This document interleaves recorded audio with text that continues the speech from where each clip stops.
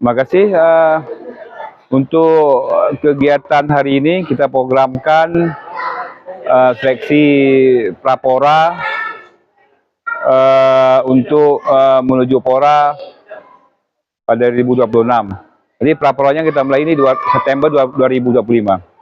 Jadi untuk hari ini kita akan melihat atlet-atlet kita yang mana yang berpotensi untuk mewakili Aceh Barat dalam ajang prapora dan Pora.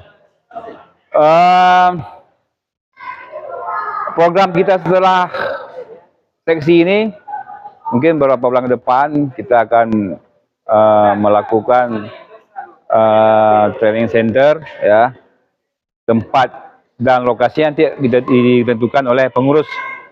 Jadi pada prinsipnya hari ini cuma kita untuk mencari atlet-atlet untuk menuju prapora besok.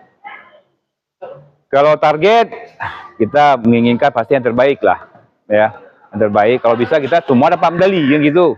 Tapi kalau mengingat selama ini kita dalam pembinaan agak kurang, waktunya pun agak minim, ya, kita cuma bisa programkan 2 emas lah. Ya, terima kasih.